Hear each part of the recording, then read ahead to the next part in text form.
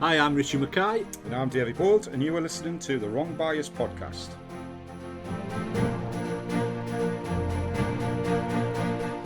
And on today's show, it is a continuation of a conversation that we had with Alex Marshall MBE and David Corkill following our dedicated podcast for David Bryant.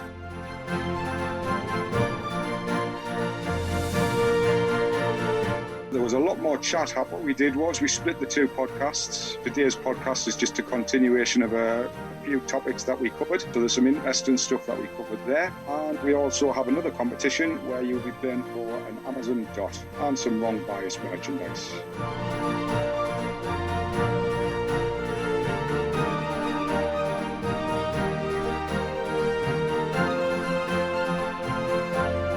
Right, mate, here we are again. Our pod, like the old bus service, one comes along and another one comes along a week later. Show 23. 23, my birth date. You what? Your birthday? My birthday, 23rd. Oh, I thought you said you were 23-year-old. I'm going, Jesus Christ. A few years ago now. Benjamin Button of bloody Silsworth. Anyway, our anniversary would be a silver plate, mate. I've got what is the two ball Northern Counties sitting right next to us here, which once used to be silver and is currently a nice shade of yellow. So I must give that a polish. You can't really say they're silver plated, can you? Just wait till they go really yellowy and just pretend it's gold, mate. That's right, exactly. Yeah.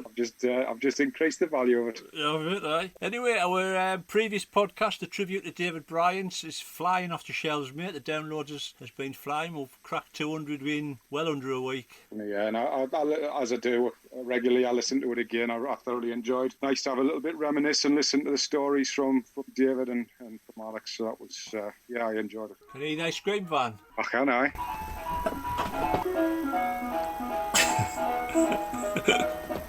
Now, there's not many podcasts that get interrupted for 2.99s a flake, hundreds and thousands, and a bit monkey's blood. But while the lads delve into the ice cream, here's a little bit of music. Only kidding, let's get back to it. And of course, our 23rd show features Mr. Marshall and Mr. Corkill again, because they just kept talking, mate, didn't they? David did. Talking. Alec put his feet up.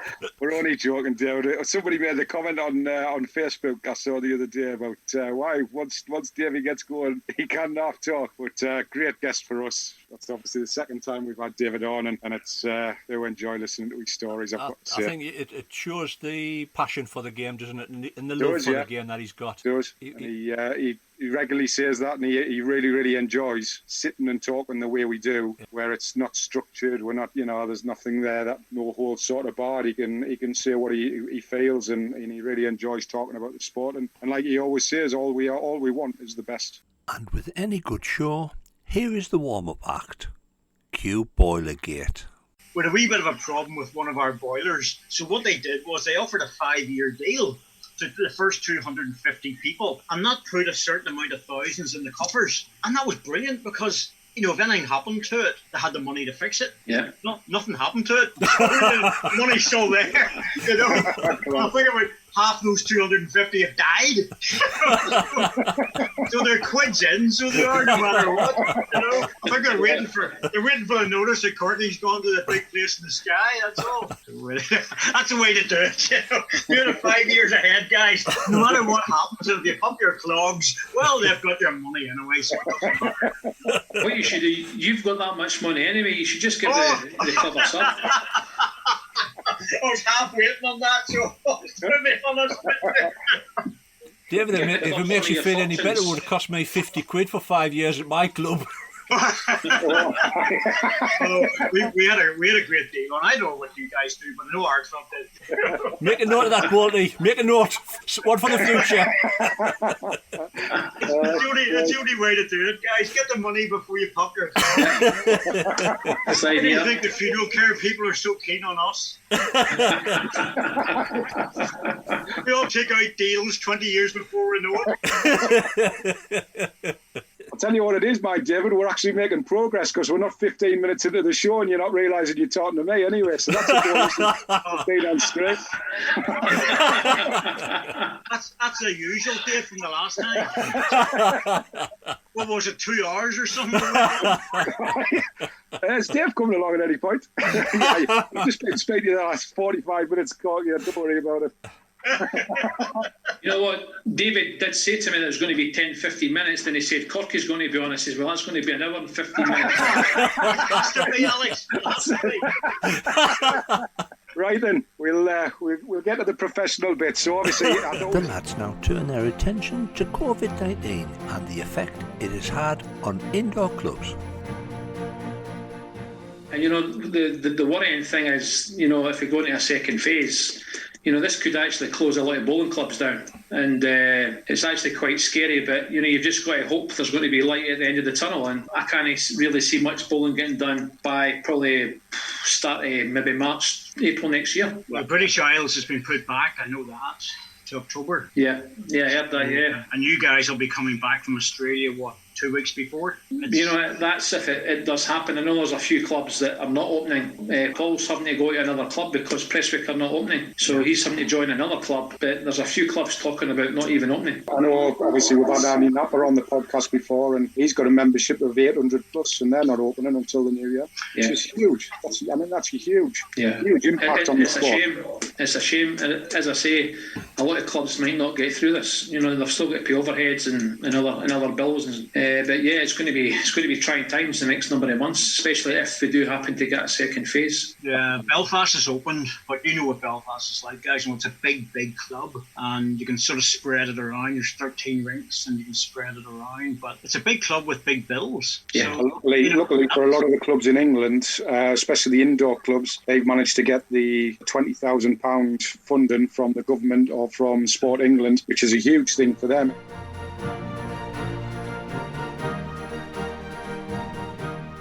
Really tough. Yeah, I think it's tough for the guys and the suppliers. Obviously, Alex knows more about this than anything else, but you know, it's very tough for anybody really. And it's I don't know what we're going to do. Our leagues don't start properly. Our league, the sort of league I play, until November. What I've heard is a lot of guys in their 70s, a lot of women men in their 70s, which, as you know, is a high percentage of daily play, are just not going to be there, and they bring the money in, guys. You know, it's not the likes of me and the others who come in and play, you know, weekends and the odd evening for competition. It's the guys that can turn up during the afternoon 4 times a week. Yeah, correct. They're the ones that bring the money in, and they bring the money in for buying gear and everything else as well, because you know they're always in the shop. The clubs it's a really tough one for the clubs, because I mean my club is opening and things seem to be, your leagues are starting next week. I think it's a really tough one because if you don't open, you're given the perfect excuse for people not to come back. If you do open, you're giving yourself a chance of a season happening. But if things go pear-shaped, you could potentially lose 5,000 or 6,000 in that first 2 or 3 months through people not using the facilities. So it's a tough choice for the committees and the management to actually make that decision as to, do we take this financial hit potentially, or do we leave it until at least January and see if things calm down? But for me, that period and this indoor period up until January, February is going to be absolutely horrendous, because people are not going to know the difference between a common flu and coronavirus. Yeah. So they are not going to take the chance to go into a bowls club at all. Absolutely. Alex, what's happening down the odds? Because you would be much more aware of what's happening down there. You know, I get some stuff, obviously. There's nothing happening at the moment. Absolutely nothing. You know, I don't know if you've heard, but the UBC and the BPL, they've all been called off. So nothing's happening in regards to these events until August next year. Right. Mark Casey keeps me informed, because I like to promote them when we're at tournaments, you know, and because it is a superb thing they've got going down there. But I think even their clubs seem to be struggling, you know, just the smaller clubs. Yeah, there was a lot of clubs closed, especially in the Queensland area. All the big clubs, Pine Rivers, you know, Helensvale, they were all closed and they lost a lot of money. And during these times, there was some clubs getting renovations done, getting new surfaces laid. So they've outlaid a lot of money, you know, at that period of time, and they've not been getting the money coming through over the bar or through the pokies. Yeah. So it's been trying times for them, but yeah, there's nothing happening over there at all. And you know, there may be a World Championships are going to be in September next year, but who knows if it will happen in September. Well, every week we're hearing new stuff, aren't we? You know, it's various places in England that are being closed down virtually. I know we've got 1 or 2 areas that are being closed down now. Wales has got a whole county which is closed down. You know, that's scary. You know, it's Carnarvon's done that. And I know our club indoors, we've got two two new greens down, Alex, and also we've done a lot of upgrades as well. There's 30 people allowed to enjoy it. That's not enough for us. Yeah. It really is. Not in a club the size that we are. We're here to 1,200, 1,500 people. Yeah, there's no revenue coming in, is there, over the bar or rink fees or anything like that? Very little, to be honest with you. Very. Yeah, it's pretty scary, what's going to be lying ahead the next number of months. Because I've never thrown a ball since the last BPL in February. March. I was going to say March, February time. The British Isles was the last time I played a ball. Yeah. In the indoor, I've played a couple of things in the outdoor to help the club a wee bit with regards to paying the membership fees. It's just a load of old balls, and the lads tackle the thorny subject of straight balls. Yeah, there is a lot of people out there who's trying to, obviously, because of the trifectas, we've had a lot of hassle, as we did when they first came out. They were trying to get Bowls England to ban them, but if everybody, you depends on what everybody likes. It's simple as that. Everybody either likes them or they dislike them. Simple as that. Definitely, yeah. Personally, I cannot play with them for the stupid reason of I cannot read them, because I cannot judge as I let go. I can let go of a plain ball and know the speed it's come out of my hand. I can let go of a trifecta, and I bought the red and white Sunderland set when they first came out, and I used them for one league game, and they were taking the mickey out of us saying, "Are you anywhere near?" And I was shouting, "I've got a clue, no idea whatsoever." But I've got nothing. You watch some of the lads play with them, and no issues with them whatsoever. These new rainbow ones, Alex, are they going to have a similar effect, or will they blend in a little bit more? They'll blend in a lot better. I've not really seen them going up as yet, but they will blend in a lot better. Darker colours, more so than the whites, and the blend in really nice. Yeah, they look nice. Yeah, they are. But we've had a good response to them. They're going to be a bit more expensive than the normal speckled ones. We've talked about it a lot, though, Alex. At the end of the day, they're only expensive in the context of people's opinions within bowls, because it's been too cheap for too long. As I keep saying, £350 or 400 quid even, you can use them for 5-6 years and probably still get 240 quid back for them. It's like, yeah, exactly. They're nothing in the context. You can pay 500, 600 quid just for a golf driver. Exactly. That's just for one club. Aye. They are probably worse than a car. But walking into a showroom, you buy a driver, and you would be lucky if you get 30% of the sell-on value as soon as you walk out. Yeah, and you don't get a 15-year guarantee with them either. Exactly, yeah. Exactly. Is it a bit of a detriment to our game that we have so many choices of balls now, do you think, in this era, where you can potentially walk onto a ring and go against what I always class as your comfy blanket, which is that set of balls that you love and know like the back of your hand, and potentially choose something to suit the ring rather than going on there and try.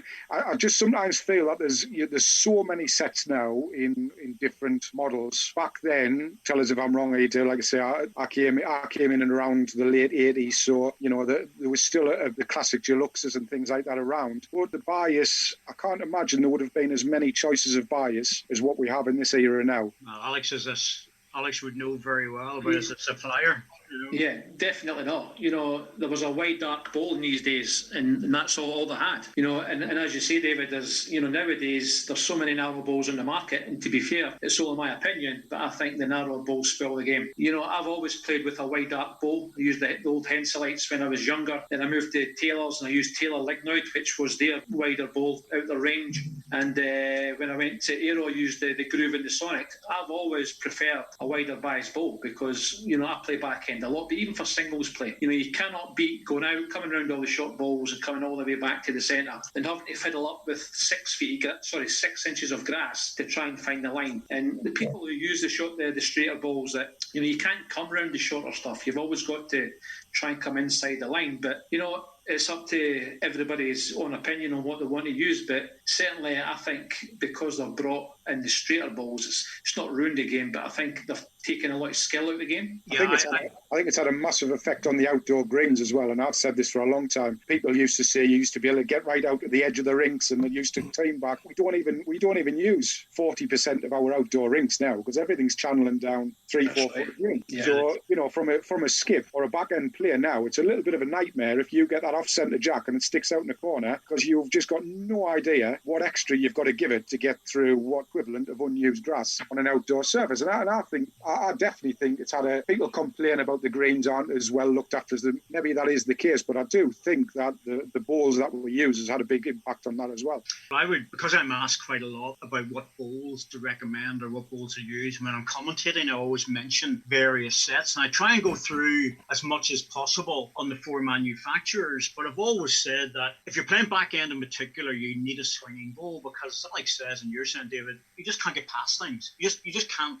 The difficulty with that outdoors is that because so many people are using a slightly narrow green, once you go out onto that unused grass, sometimes it's 2 yards heavier, and that's hard to remember. Australia might be slightly different, of course, because they're using TIF and various other things up Queensland. But in the indoor, I look at people's bowls, and if I see a Sonic or a Groove from Aero, I see an Ace or an International Taylor, a Henselite with a wire bias, an XP or something from Drake's, I know these guys are using bowls that come around bowls. So there's no point in dropping a foot short to stop them getting in, because they'll just come around it. And really, to be truthful, those are the bowls I recommend to everyone, simply because trundling down an indoor surface from 17 seconds with 2.5 feet of green, to me, is just not right. But it's consumer driven. Alex has to supply the bowls that he's being asked for. He can't turn around and say, you're not getting them because it's ruining the game.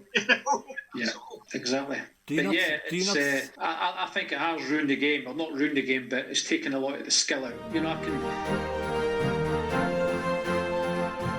And I think anybody coming into the sport, you would get a bigger wow factor about watching a ball coming back from 8 feet than you would watching a trail up 2 foot wide and not doing a great deal, which a lot of the balls do now. And I guess people have this argument about straighter balls have ruined the game, and it's a lot easier to play with straighter balls.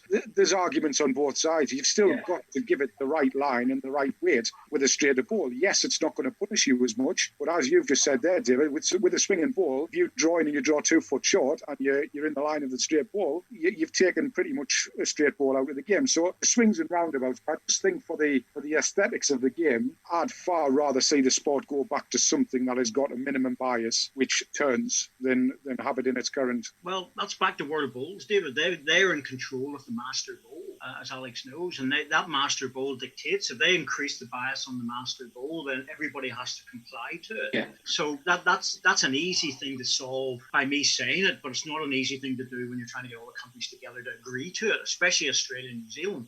Now, if you're playing on 2021, certainly seconds at, my first experience was 1982 at Maruka, in the Commonwealth Games, playing on 21-second green. Dear God, I honestly thought my ball was just disappearing completely because I was going so wide. I still have those balls. I cannot use them. It's impossible to use them, because if you had a straight line ball, you would have won that. As it turned out, Willie Wood won that gold medal, as Alex will know, and probably yourself, David, from a historical point of view. Willie he'd got a standard ball, but he was managing it very, very well. Yeah. The thing about the straight bowl is your margin of error changes quite dramatically. If you're a few inches tight, you're going to be a few inches tight up the other end, maybe 6 inches tight in the other end. If you're a few inches tight with a decent swinging ball, you're 3 feet away by the time it gets up the other end. So your margin of error changes quite dramatically. Having said that, when was the last time that anybody won a world indoor title of any sort with straight bowls, Alex? I know when. I'm just curious if you can remember when, because it'd be in Schuback. Actually, it was after that. It was Jason Greenslade. If you remember Scotland that year, that it was running about 17 or 18, and he used these very, very straight bowls in Perth. And he went on to the first match, and we thought, he hasn't got a hope, but he actually managed to win it with a very straight ball. Other than that, was it Dreamlines? Yeah, something like that. Yeah. Schuback was the Schuback. What did he use? The ABT 2000. That was it. Yeah, correct. Yeah. I can't remember last week, and I can remember that. And these balls that Schuback used were narrow. Oh, they were just 2 feet. But that's when your balls used to be tested prior to your game. And everybody says how these balls passed the test, nobody knew. Nobody knew. Yeah, I'm not going there, but I didn't see the test. I don't think we should go there, no. I certainly can't remember those balls ever being able to pass a test, because we were at Preston those days, even though the green was a bit heavier, we were 3-4 feet outside that line all the time, and you go to putters and maybe it's 18 seconds, 17 seconds, but it's still wide. you still have to throw the ball out. TV actually doesn't help there, foreshortens it a wee bit. But see, when you watch the guys playing behind the comedy position, they're going out that 6, 7, 8 feet, and they're just drifting back, and it's lovely to see. It really is. The end of an era and figureheads are next on the agenda. When I started bowling, if you asked us to name a bowler from Wales, Scotland, Ireland and England, it would be probably John Price, Willie Wood, yourself, David, and Brian and Alcott. Now, Scotland have Alec and Paul at the minute. Do the other three countries, are they lacking in a figurehead type bowler now? It's in some ways, I suppose it's awkward for Alex to answer that because he is the figurehead. Well, yeah. He's a talisman in many ways for Scottish bowls. But if I could maybe start with Alex first. If you look at Scotland and you look at the quality that's there with the Darren Burnett's and Stuart Andersons and the Alex and the Pauls and Ian McLean's and various others that are about there, I feel sorry for the guys that are just outside that, because there's another pack of 5, 6 plus players that would be on any of the other countries' first teams for all the championships. I have no doubt about that. Stuart Anderson's a very good example. And because Scotland is so successful, they can't get a break in. And that happened back in my day with England. England were so successful for many years at the very top level. Some of the other players just didn't get a chance. Like David Ward and people like that. I don't know if you guys remember David Ward, but he was a class. He really was. Fantastic English skip, really good singles player, but he never got a shout at the really big events. And Wales had Stephen Rees, Robert Wheel, John Price, and more modern days they've had it opening up a bit. Myself, Jim Baker, Sammy Allen, Stanley Espy, people like that in Ireland was just, in some respects the same thing. But being in Scotland at the moment is a bit like whenever I was playing at that level in the 80s in particular, the way England was. And Alex, I don't know, it's up to you now, but dear God, there's so many players like Colin Walker and people like that are just, you guys need to give up to give the guys a chance. You really do, because they must be thinking to themselves, I'm going to go through my career here without getting a trip anywhere because these guys keep winning stuff. Yeah, I totally understand where you're coming from, David, because as you say, we have been successful last World Bowls, last Commonwealth Games, and it's hard for David Gourley, who's our head coach. He's the man that's got to make all the decisions. But how can you change a team? As David said, there's a lot of guys knocking on the doors. Stuart Anderson, I think, he's won the world singles twice in the last 5 years. I think he's an absolute tremendous player, but he's been one of the unlucky ones because we've been so successful. Ian McLean is another one who I think is an absolute world-class player, but just cannot get in. But Ronnie Duncan came in a couple of years ago and won 2 gold medals at the Commonwealth Games, and of course he's got to be picked for the World Championships, because if he doesn't get picked, people are going to say he won two gold medals at the Commonwealth Games. How can he not get a game in the World Bowls team? So that's how Colin Walker as well. We've got an abundance of talent coming through Scotland. But yeah, David's right, until maybe one or two of us retire, they might get a chance. But it keeps people on their toes. They've got to keep fighting, got to keep winning championships to keep their face in the picture.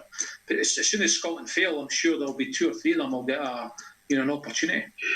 Yeah, it puts the pressure on for every tournament. The trouble is that every tournament you're winning. So from that perspective, it's not a big problem for David Gourley, in my opinion. I think David Gourley's got the easiest job in the world because he's able to pick the guys that win. He doesn't have to change the team. And I've said this to him, and he just smiles at me, But I said, look, if you're bringing back a hatful of medals and you change the team, you'll be criticised all the way back to Spain and back again. I said, no, you can't do that. Yeah. You have to be in a position where you're saying, look guys, we can't change this. The Commonwealth Games was just monumental for you guys. It really was. You just can't do that. As you say, Ronnie goes in, wins 2 gold medals. All the other leads in the Scottish team are probably thinking, well, that's that packed in for a while. Yeah, it was Derek Oliver's first. It was Derek's first opportunity as well, and he also got 2 goals. And to go over there, as a team and to be as successful as we were on the greens at Australia,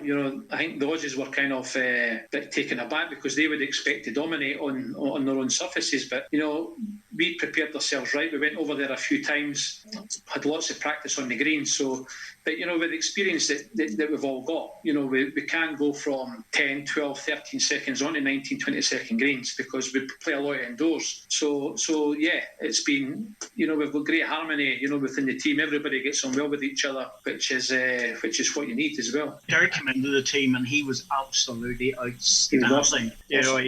We were coming back, guys. We were coming back into the commentary after we'd done the commentary. We got back into our own area broadcast camp bit beside the green, and Derek was one of the people that was being talked about because we were sort of highlighting the players that really were outstanding because a lot of people didn't know about Derek down there, and some, but he's been around forever and he's been an international skip. You guys don't walk out there with young players that haven't done things. You don't experiment with young players thinking, well, we'll give them a go. Well, the answer is no. If you add up all the international caps of your 5-man team that were out there, dear heavens, I don't know what it would amount to, but it has to be close to 250, whenever you look at it, when you add them all up, possibly even more than that between the 5 of you. Yeah, it could possibly be more. Yeah.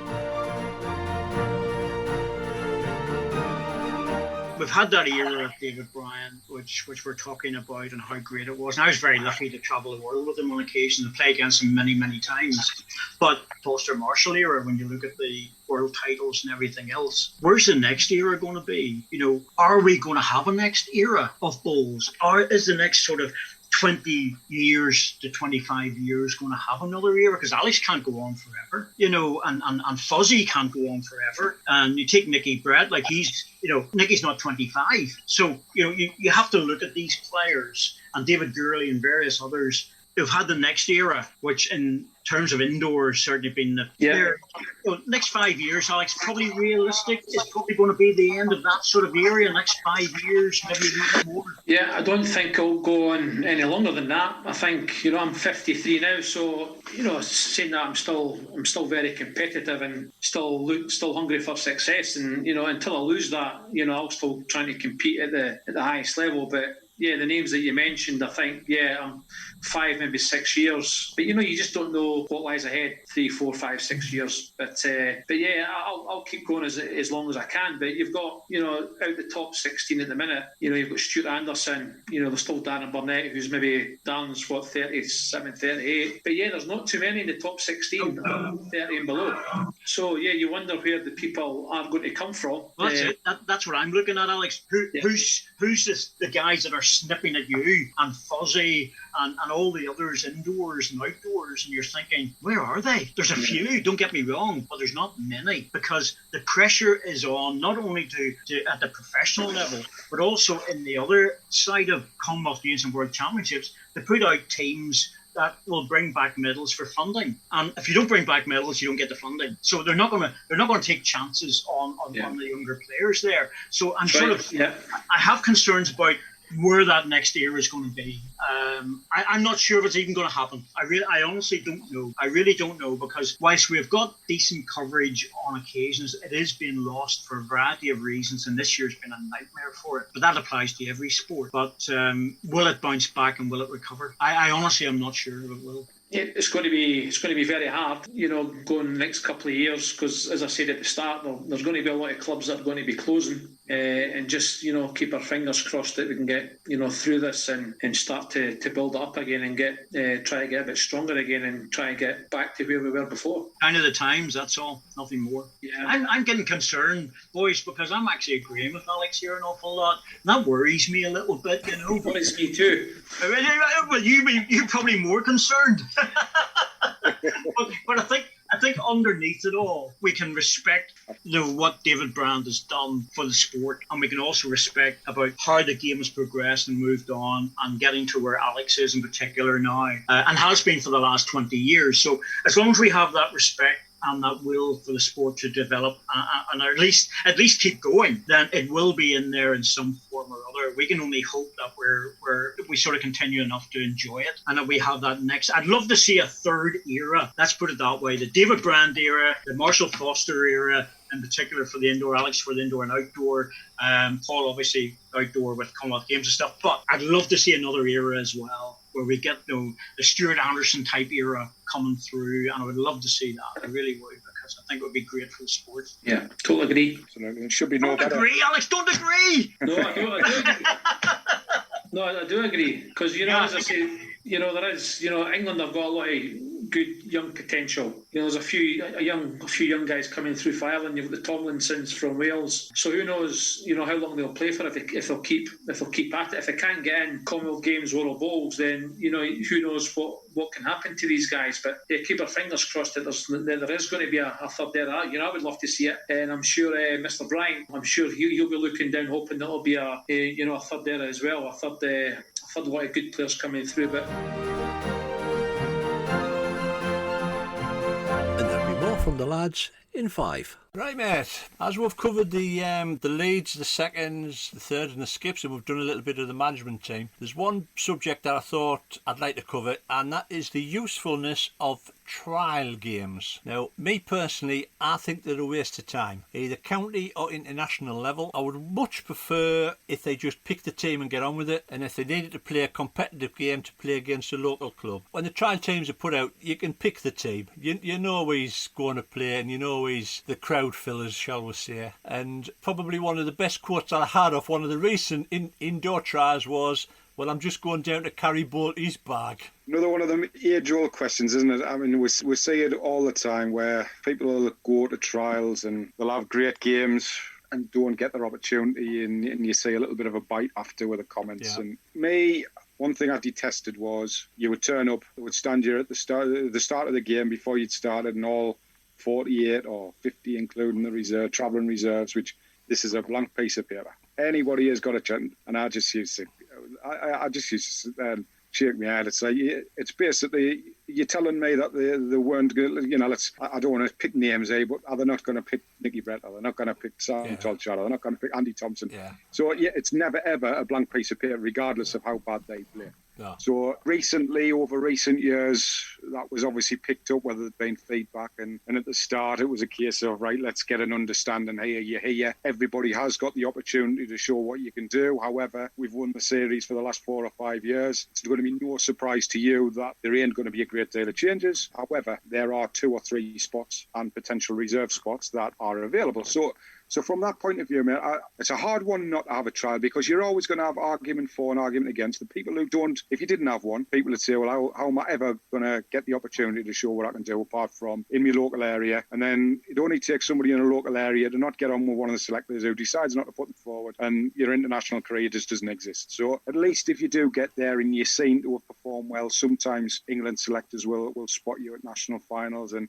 insist that you turn up for the trial to have a look at. So there's that side of things. But then on the other side, you can look at a trial team and a red team and a white team, and you can pretty much, you can work out just by looking at it. Well, they're definitely not too happy with the way they've performed over the last couple of seasons, because they've sneaked them into a positive position in the white team, which is technically the team to look at. Yeah. And then the red team might have a couple. So, you can look at it. But I've got no doubt, mate, there will be people who have gone to trials, and whether they've absolutely performed at the top of the tree and not got in the first year, they've potentially opened some eyes, and the following year they've had a real good look at them and maybe got them in there as a reserve spot. And I could probably go back to the year I got in. It took me a while to get from the under-25 team into the senior team, 4 or 5 years I think it was. And when I did get into the team, I was picked as reserve and then managed to get in from that point. All I'm going to say on it is I think there's arguments for, and I certainly know there's arguments against. See the comments all the time,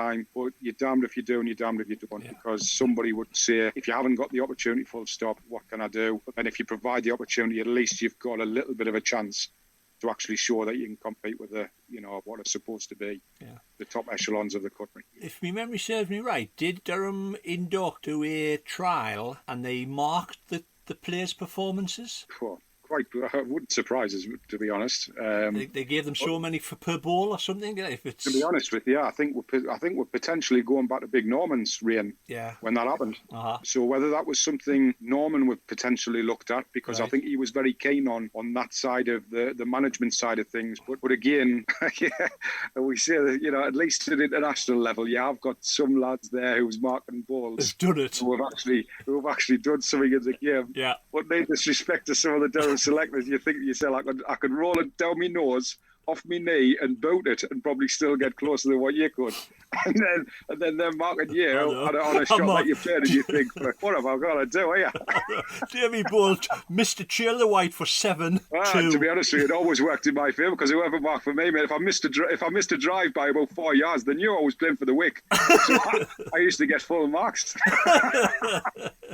Well, there's one little tale that I remembered. Speaking of trial teams, I think it was 94, 95. I went down with Jimmy Lambert for an indoor international trial down to Cambridge, which is just round the corner for 2 Sunderland lads. They're all a little trek for you. Yes, mate. And we went down, 10 ends. They stopped the game, as they used to do, and make changes. They made one change. They took Jimmy off. Now, a lot of people don't know this. Jimmy's never said it. They took Jimmy off. He was playing 3 for Davy Ward. Anyway, so they made the one change. They took Jimmy off, who was at the far end of the scoreboard, and the lad walked down the green with his 2 balls in his hand. Only change. Now, the lad had played in 7 series for England, and to drag him off, I thought was absolutely disgraceful by the then hierarchy, mate. And Jimmy wasn't bothered when I spoke to him in the car. He says, well, it's just one of them things. But, when players do reach the end of the road at international level, surely it costs nothing just to say thanks very much, pat on the back, you've been a great servant, we're moving on. To be honest, I didn't know that, mate. And, there's the argument there as well. I always think if Jimmy wasn't down there to look at potentially being in that team, then why play him with the skip that he played with for a lot of years? But then at the same time, you're telling me that a man who's been in an international series, they can judge that he's not having a great time over 10 ends. Yeah. And this is the irritation for me as well. I cannot stand this whole thing. I mean, now it's like you play 10 ends, you stop, you have 15, 20 minutes on the sideline, you go back on and you play the same rink you've been playing against for the first 10 ends. Why? And I know the whole thing about this is to let the selectors swap over and somebody else will come on to you and they'll compare the marks, blah, blah. So they need to do all that, and they have the discussion about how somebody's played in that first 10 ends, and do we need to change this, do we need to change that? Balls, you can, and it's funny, it's a story about you, this, Richie, and again, you just come back, and I think you were playing at possibly Grindon at the time, and I always remember, when I first started up there with my dad, I don't know whether it was Teddy Hall or somebody like that, I think you were playing a game of some sort and you were getting beat, and you weren't having the best game in the world, which was easily done up at Grindon's Green, to be fair, but somebody said, not nastily, you know that lad over there, he's literally just won a British Isles title, and he's coming in today, and he'd be lucky if he won a 2-ball handicap. and that's our sport all over, though. You can be a world champion one day, and you can be. So how you can assess somebody's ability over the course of a season, over 10 ends, and make a big decision like, it's not going to happen. No. It's a tough one, and this is where the trials. Well, like I said earlier, it's really tough for the selectors, because they've got to be seen to do what they need to do to try and be as fair as they possibly can. But then the battling against a wall of people who turn around and say, it's not really fair, is it? Play against Nicky now, and Nicky could have an absolute stinker for 10 ends. You ain't going to change him. He could have a stinker for another 10 ends. Still not going to You ain't going to change him. And I know for a fact that team will come up and he'll be skipping, because he puts in 90% as the British Isles champion standard or world standard that he is, like we're talking about with yourself, and only 10% of the time he will put a bad game. A lot of that could be down to the frame of mind of some of those players going into that trial, because not only are people going down there and thinking, am I even going to get a chance? But then you've got the players who know that they're already in, and it's a day out, and I'm guilty of this, Richie, and I'll openly admit I've apologised to Paul Hartley in the past, because I've turned around to Paul sitting in the car with him on the way down to a trial and said, I could just really do without this today. Really, really do without this. And knowing that I had a strong chance of making the team, but I'm sitting next to a lad there who's going down there and battling his socks off every single year, playing really good balls, and not getting the opportunity he deserves. My international career is probably over now. Not because I'm not playing anymore, it's just whoever listens to this podcast will never pick us. Have you not had the pat on the back? Thanks very much. If you haven't had the pat on the back, thanks very much. I'm certainly not going to get a pat on the back after this conversation. But hey, look, it's opinion. It's my opinion. If I didn't get picked again because that's the opinion, then I'm only saying what other people say. And at the end of the day, if anybody doesn't know it now, that I tend not to try and sit on the fence. I give what it is. If people like it, great. If they didn't, then good luck. We didn't have opinions, then it would be a boring world. And I always look at exactly what you're saying there. I try to look at the fair side of those guys who's going, and women who are going down to the trial who've probably got very little chance, and those who are up against it because they know they're in, but they've still got to put a performance in when they get out there. So.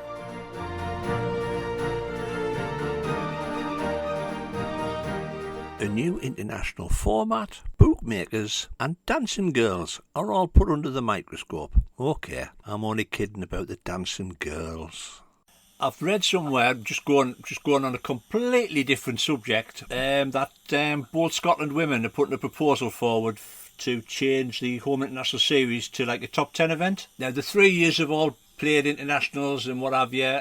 The time that I've managed to catch an international series, I've loved the team, watching the teams battle away over the 21 ends. If the proposal went through for the women's and then it went through for the men, what would your feelings be? No, Alex, it's not to hear your views on it first. I know what mine are, but you go ahead. I've never really heard about the ladies. I did hear about the men because we all got asked to put in there was a questionnaire about different events at different ends and whatever. And yeah, I don't mind the 21 ends, but I do think they may be going a little bit too long. But I wouldn't mind something like about a 59 game, but I wouldn't have a 10-man team. I would still like, because I think it's still great to give people the opportunity to get a cap for their country, and I would still go with the 24, either 20 or 24 people in a team, but cut the ends to maybe 15 or 18 ends. That would be my view. I think my problem is that if you go to a 10-person team, you could end up with the same people for 15 or 20 years. Yeah. That's the problem I have. Mm-hmm. And you have to give the young players an opportunity to break in and to be seen playing against the greats of the game. And people have come to me and said, look, when you first started, who were the greats? I said, well, these were. But if I had been a 10-man team, I wouldn't have been on it. None of us would at the start. You have to play your way in. And that would be, I don't think that would be right. What I might like to see is something like maybe a hybrid of maybe playing 2 10-end games or a 10-end and 11-end game for a crowd, from crowd point of view, because Alex has had the opportunity, as you have, David, to see the England and Scotland match. The place is buzzing. Like, I've been in stadiums where, especially indoors and even outdoors, and it's like a football match. They're baying at each other. They really are. They can't wait. And of course, the boys are well tanked up as well. Of course, they've had a few bevies down their throat, maybe because it's the second game, because Wales and Ireland have fought out for the privilege of the wooden spoon, and my God, we have won that wooden spoon a few times and tried very hard to get it. So from that point of view, we're sitting there watching it. God, you'd love to be involved in a Scotland-England game, because see, when they're sitting there with the last couple of ends in that England-Scotland game, that's where you want to be. That's where the players who love the sport want to be. In that sort of situation where there's so many people watching, the pressure's on, and that's when the best comes out, and that's when the best show themselves. The thing is, if you had sort of England and Scotland playing for 10 ends, or England, Ireland, Wales playing for 10 ends, and then England, Scotland playing their first 10 ends, and then you bring the other guys back for 10 ends. Very short, very sharp, 2-hour matches, bang, in there, get out of the blocks quick. Can't afford to rest on losing 5s and 6s thinking, oh, well, we can pick those back up again. No, you won't. But on the second half, you might. And of course, you can make adjustments to the team as well, and then bring them back in again. But I still think you have to stay to that 2024. It would be controversial to split the games, but it would keep the crowd there and on their toes for everybody to enjoy it. Because, take my word for it, you see that Saturday morning match at 9:30 in the morning with, 3 or 4 people sitting there, usually with blazers and badges and ties on, who have done very well to get up and introduce things. There's not much of a crowd to play to, and it's hard to get yourself up for it. And then the guys arrive, and they see a tight wee game at the end. And, of course, they're in the atmosphere then and all the rest. And, of course, you don't have to get anybody up to play England or Scotland. Let's be truthful about it. If you're Scottish and English and you can't get motivated for that match, there's something wrong with you. You're probably got no pulse and you're dead. But the reality is that that game is just fantastic. And we all want to experience that. But you're never going to do it when you play that 21 ends over 4.5 hours, because the crowd need a break as well. I've got to agree on both points there. Personally, I genuinely think that losing that 24-man game is going to be, or woman game, is a massive detriment to the sport. For starters, where does the incentive go? We talk about needing Alex and Paul to retire from a 5-man squad. You're going to need 13, 14 to retire from a 15-man or 10-man squad, whatever it is, to get some of those fringe players in. And, so many good young players. We're always trying to bang the drum about it's not, we've got a big younger element of the sport. Personally, I agree with Alex. I think 15 ends would be great. I think it would be shorter, it would be sharper. But I think the overlying factor of the whole thing is, I think the biggest impetus has got to come from those organising the events in the first place, because there is room in our calendar for everything. There is room for a 10-man series. There is room for a 24-man series. There's still a market there for 5-day test cricket where people will sit there for 3 to 5 days watching extremely slow cricket, yet there's also a massive market for people to go and watch the 2020 cricket. So for me, I think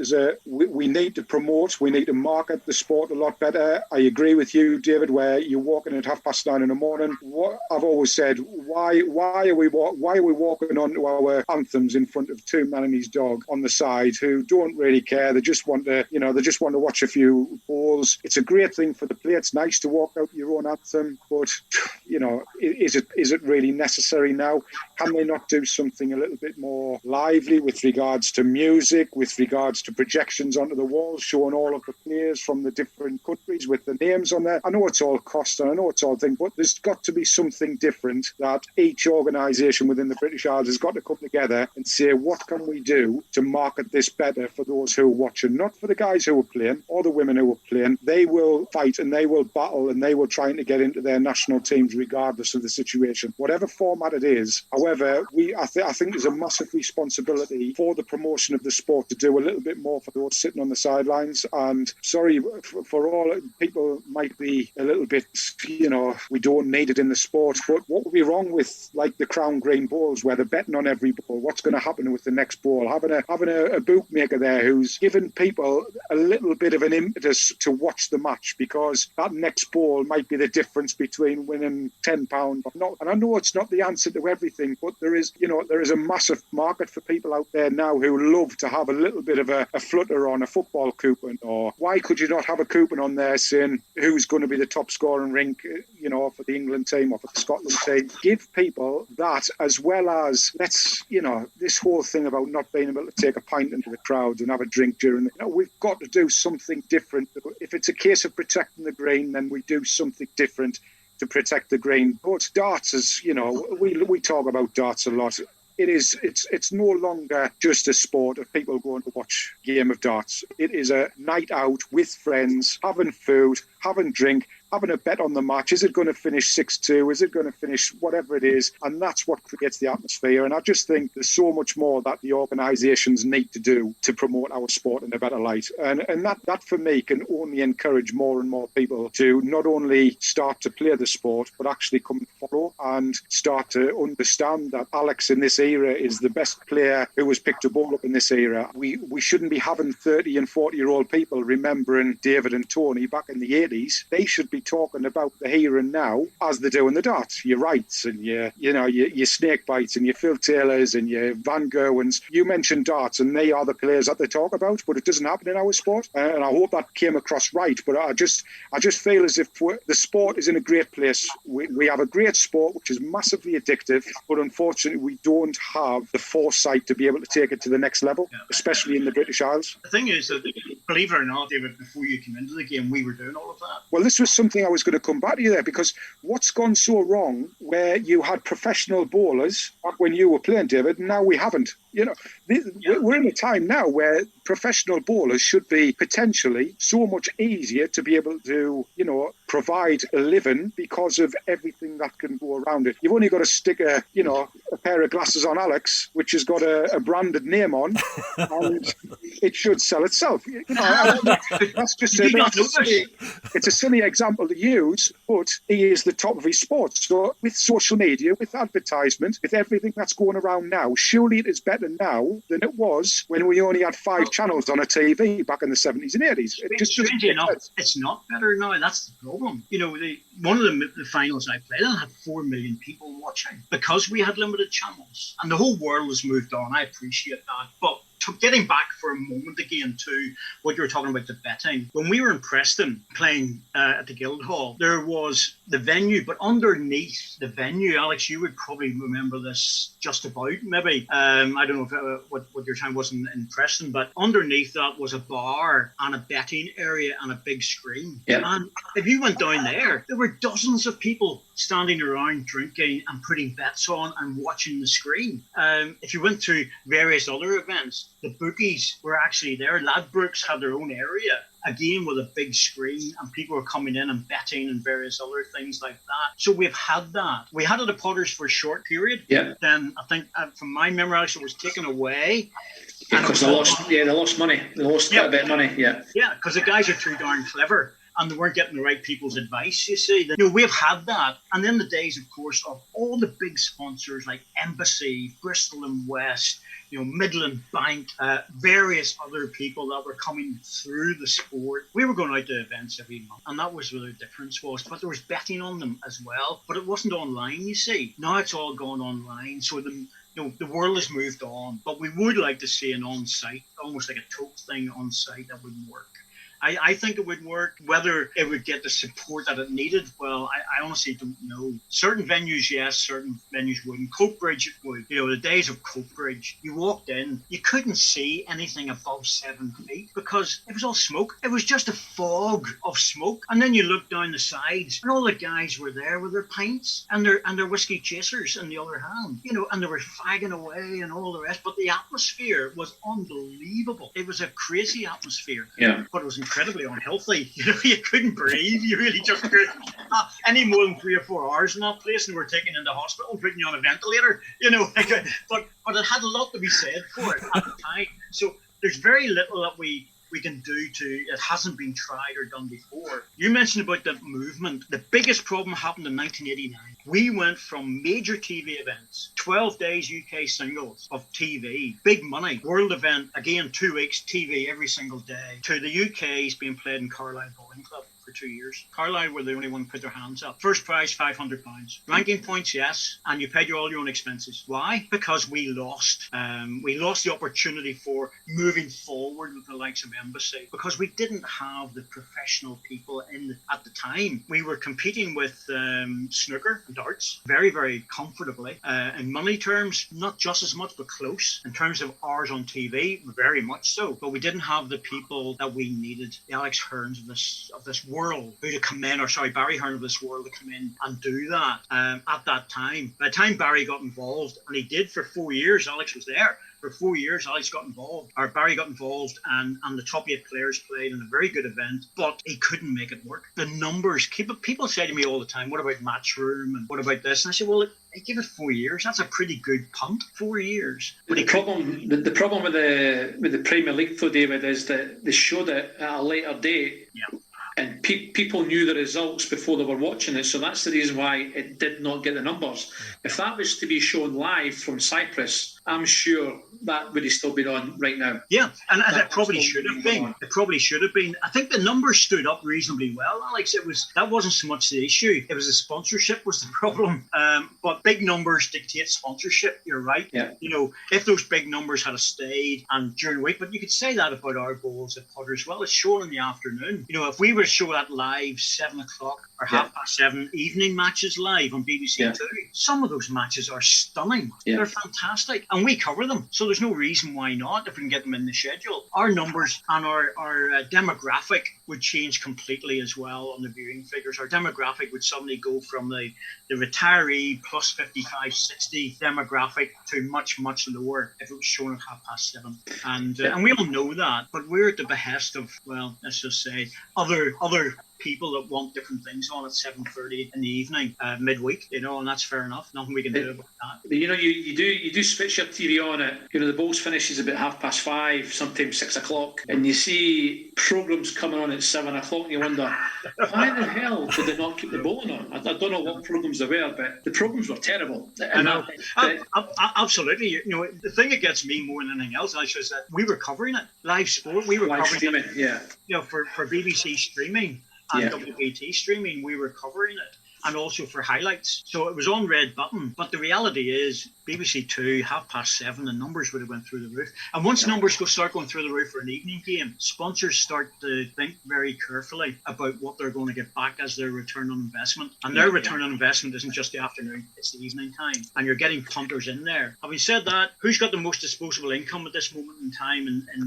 Well, not so much now, I suppose, but well, probably now too. People with the most disposable income are the plus 55, plus 60s, because everybody else is still trying to bring families up or pay or work, get their businesses going, or pay mortgages, houses, cars, whatever. There's a massive group there which is growing exponentially every single year on that retiree market. And the politicians know it, because my goodness me, they've targeted it many, many times. And really that's the market we should be aiming for, and aiming hard for that market, because that's where the money is. There's no doubt about that. Yeah. You know, that's where they go out and spend buying a new car. Most of the refs can't afford to buy a new car when you're working and families and all the rest, and business commitments and everything else. These people here, they're coming out of it with a lot of them with a pension and maybe a lump sum, some yes, some no. Where are they going to do it? Well, they think, let's go on a nice holiday or buy a new car. That's why Alex puts a Bentley away, you see. He's keeping his Bentley until he retires. Bentley.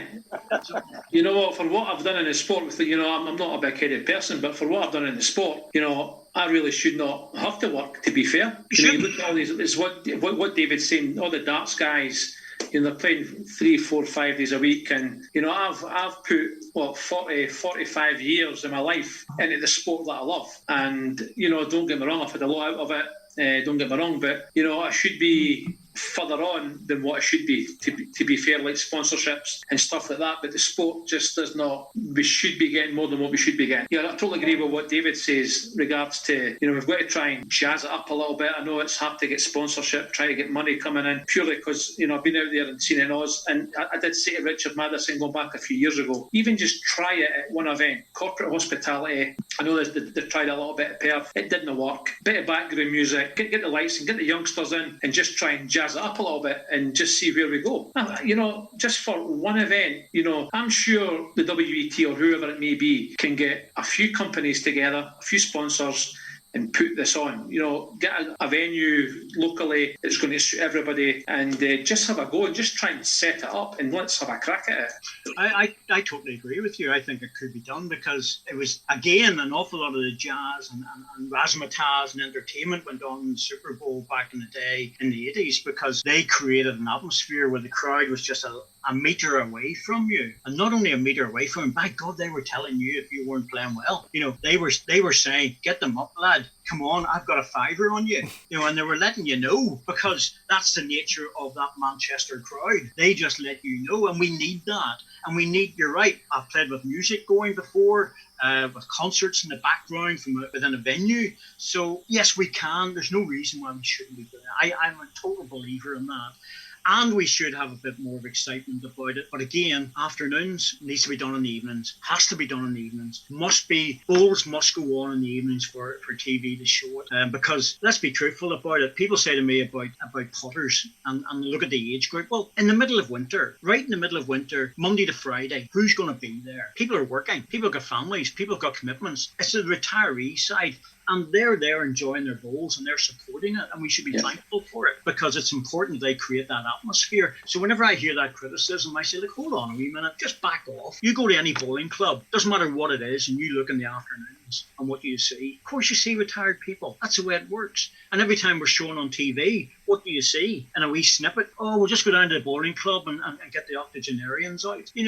If you go down on a Saturday afternoon and look at any top-level Premier League in any of the 4 countries, who are you going to see out there? The top players in the top clubs. And I guarantee you, there's going to be a lot of young players out there making a lot of noise. So that's the game at that level. But we have to be very careful not to criticise too much about our viewing audience. No, yeah, I agree totally, Dave, and I've said that in the past. At the end of the day, there's not many tournaments who we see as many spectators as what we do down at Potters. So, and I've always said that at the end of the day, that it's bums on seats and it is people watching. And I don't know what the capacity is at Potters, but it's very rare there are empty seats in there. So I totally agree. I just think, like we said before, I think there just needs to be a little bit of a pilot tournament ran over 2 days on a weekend, a bit like, I think it was the champion snooker, or some, I can't remember which snooker tournament it was, but literally the snooker table was surrounded by advertising boards and everybody was standing, having a pint. I think there was very similar to the Premier League. There was a thing where you could double your points on one of the snooker shots that was played, etc., which then boosted it.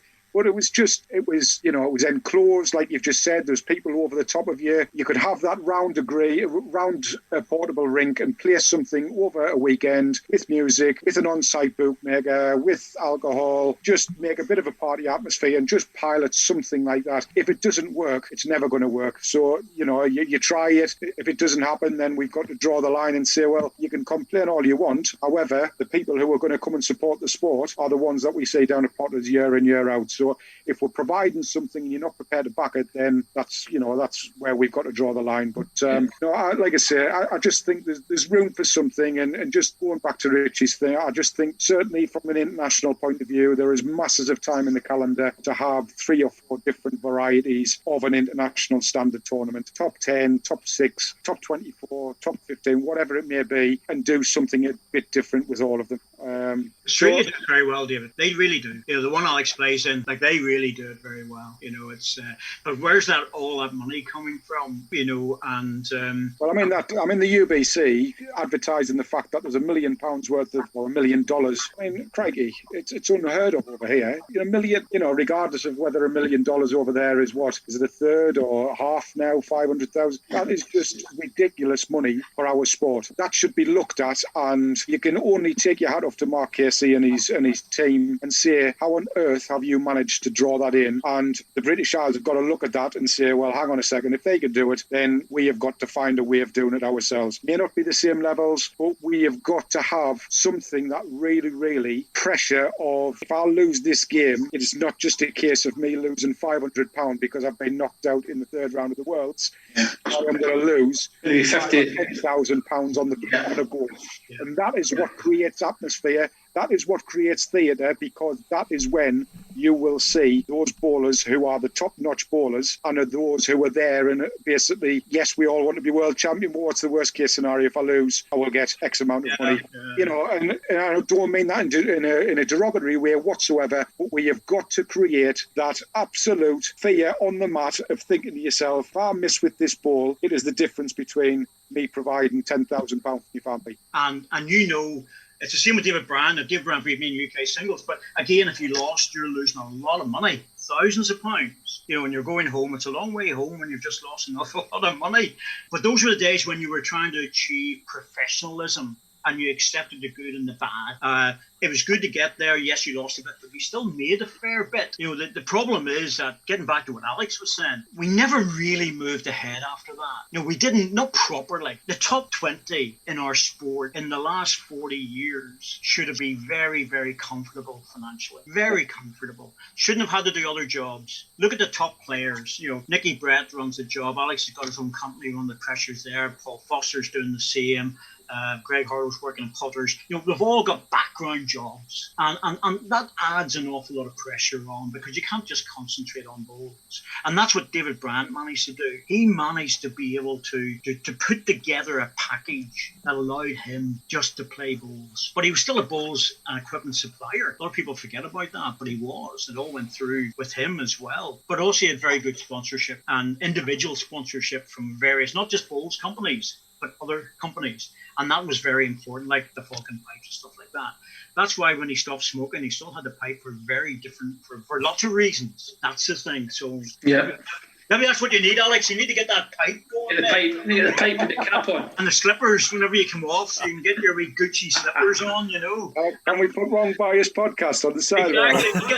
You get especially made up for you, sponsored by Gucci, just for Tati, on the side of the Gucci slippers and all that. If the World Championships go ahead in January, that's what I'll do. I'll get a pipe. And I won't put a pipe in. Get a pipe and a cap, mate. We'll do a piece on you. I'll interview you and you can put the pipe in. It might be a different era, but nothing's changed.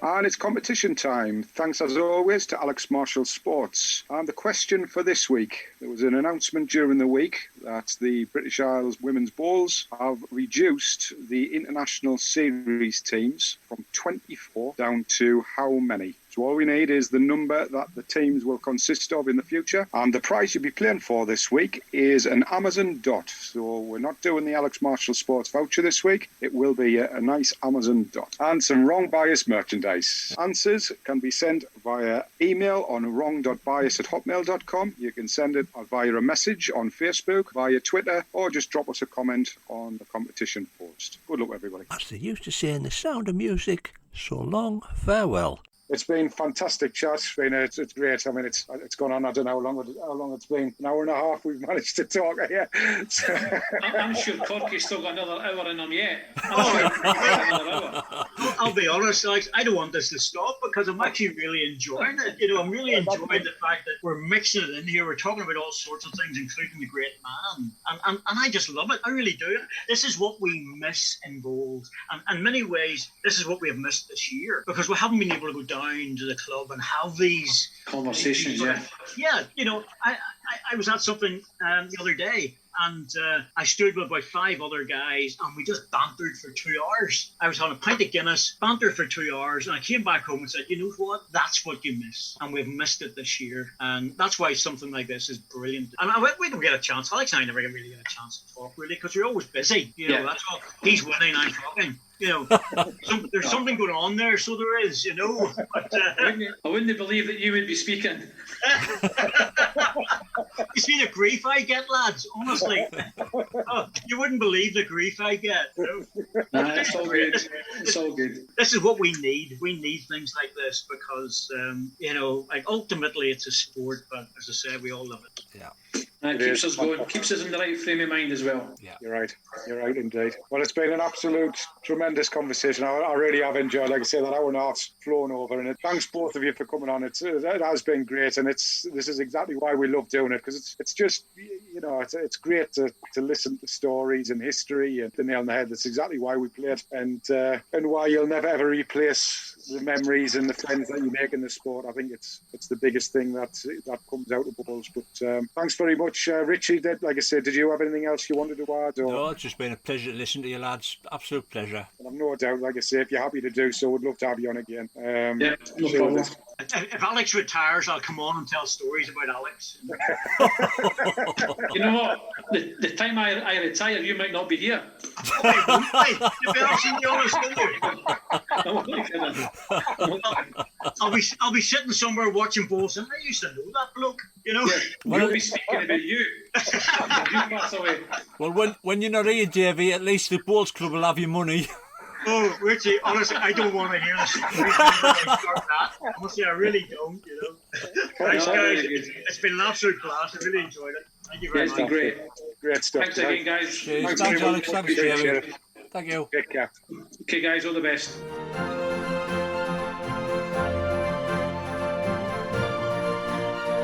Right, here we are, mate. End of another one. Show 23. Another cracking show. Yes, David has stopped talking. David Corkill, that is. Again, some cracking tales from him and Alex. Some great opinions on stuff that came out. I just loved Boilergate.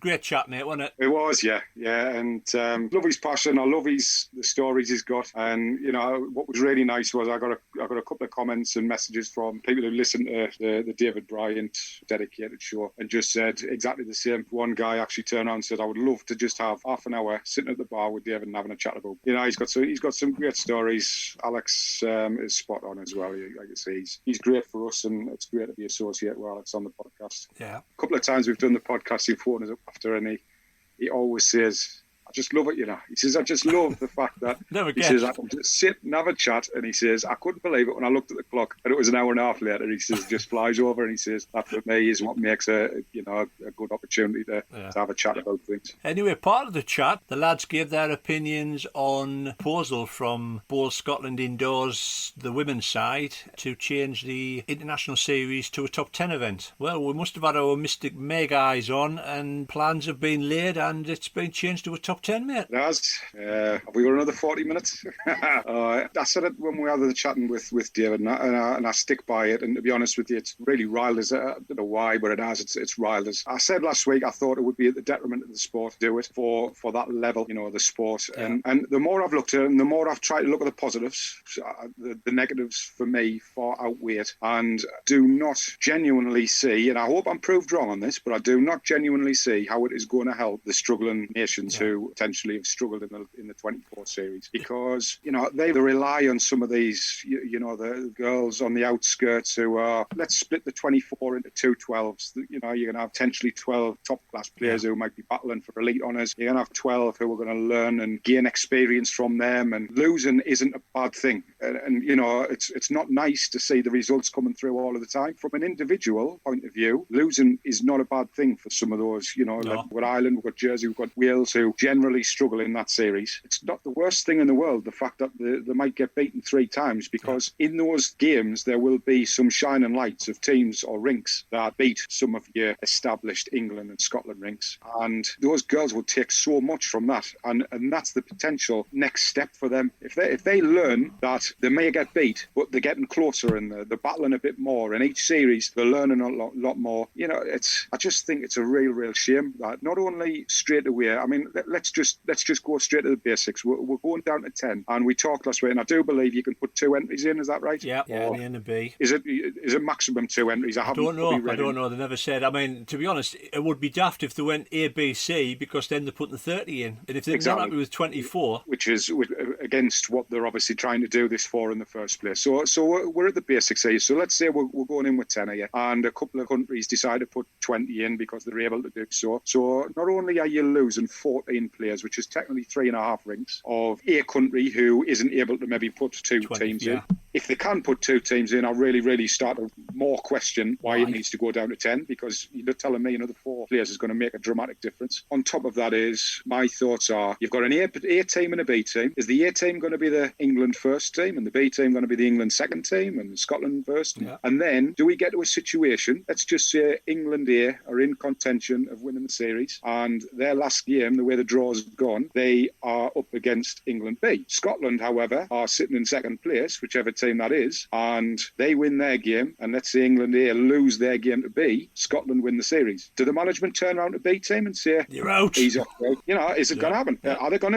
Is there going to be somebody there for that B team who goes out and says, you go out there and you try to put the A team away, knowing that they potentially lose a series to Scotland? It ain't going to happen. I don't care who it is, where it is, it ain't going to happen, because ultimately the name at the top of the series wants to be England or Scotland or whoever. Yeah. So I just think it's got so many detrimental and negative points to the situation, and I would love being put in my place and told, no, we've had discussions around the table, and these discussions came to this, and these are the reasons why we feel this will benefit international sport in the future. If that's the case, as we always say, quite happily sit there and basically take it in the neck and say, you're completely wrong, Dave. But the more I've looked at it, the more I just genuinely feel it is nothing but a negative for international bowls, and I genuinely believe that the standard of the teams will actually go down, because you're not going to get your bowlers coming through, because what have they got to fight for? I think fighting for 10 places, and there's 14 when there's 14 potentially could have been. It's just, and I don't know what your thoughts are, Richie, but I'm sort of livid about it in a way, and I think it'll be a huge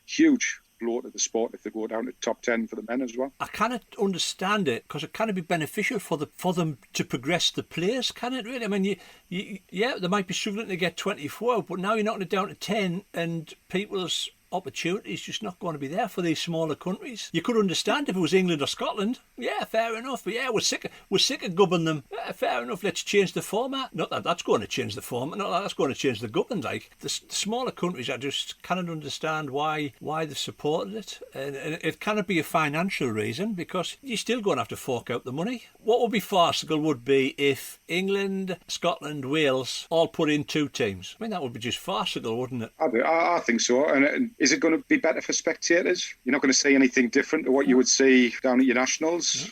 Or whatever it may be. Sorry, but as I said in our discussion last week, there is plenty of time in the calendar to do things like that. Yeah. We should have more individual tests against We're the British Isles. When you can drive to most countries within 3 hours, you could do it in a day. Get your team together, even if somebody's got to stop over one night, whatever it may be. Crikey, can it be that short pennies in the international bowls market, surely. Well, like I say, mate, we'll see how it plays out. Well, there you go, mate, another one over. So till the next time, mate, we hope you enjoy the show and watch what you do with me old mate. Will do, mate. You too. Take care.